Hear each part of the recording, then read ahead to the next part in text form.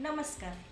Zero to Zen या मालिकेमध्ये आपण आज नकार कसा द्यायचा, समोरच्याला नाही कसं म्हणायचं याबद्दल चर्चा करणार आहोत. बघा, मग ती गृहिणी असेल किंवा ऑफिसमध्ये कलिग्ज असतील किंवा शाळेत जाणारी लहान मुलं ज्यांच्यावरती पीअर प्रेशर येतं, त्यांना आपल्या विरुद्ध घडणाऱ्या गोष्टीला किंवा आपल्याला मान्य नसणाऱ्या गोष्टीला नाही कसं म्हणायचं हे बऱ्याच वेळा जमत नसतं.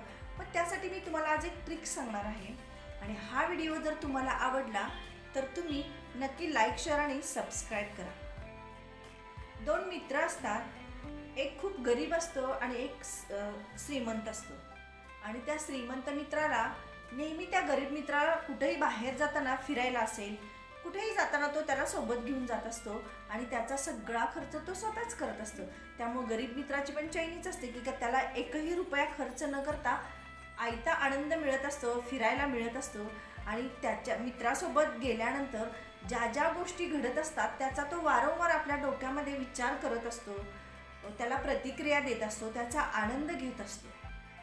त्यामुळं काय होतं की त्याला त्याची आसक्ती व्हायला लागते, म्हणजे तो त्या गोष्टींना बळी पडतो आणि त्यामुळे तो आपल्या मित्राला कधीही त्याच्यासोबत जाण्यासाठी नाही म्हणू शकत नसतो. अर्थात त्याचं काही काम असलं तरीसुद्धा तो आपलं काम सोडून त्या मित्रासोबत जात असतो. पण यानं होतं असं की आपण हे विसरूनच जातो की आपलंही काहीतरी वेगळं अस्तित्व आहे. पण देर आहे दुरुस्त आहे म्हटल्यासारखं एकदा ह्या मित्राच्या लक्षात येतं की अरे, आपलं हे जे चाललेलं आहे ते चुकीचं आहे.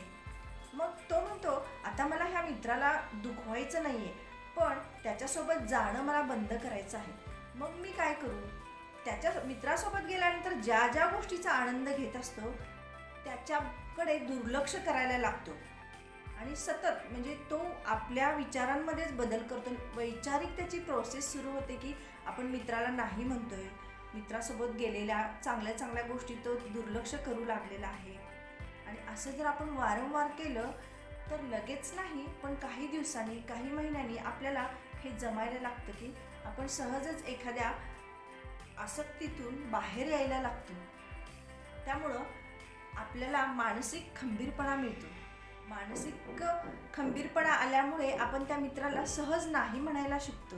त्यामुळे तुम्हाला जर स्वतःला नकार दुसऱ्यांना द्यायचा असेल, नाही म्हणायचं असेल किंवा आपल्या मुलांना पीअर प्रेशरमधून बाहेर काढायचं असेल तर उलटी थॉट प्रोसेस करणं, त्या गोष्टींना प्रतिक्रिया न देणं, हे जर तुम्ही आपल्या आयुष्यात आणलं तर तुम्ही नक्कीच नकार द्यायला शिकाल.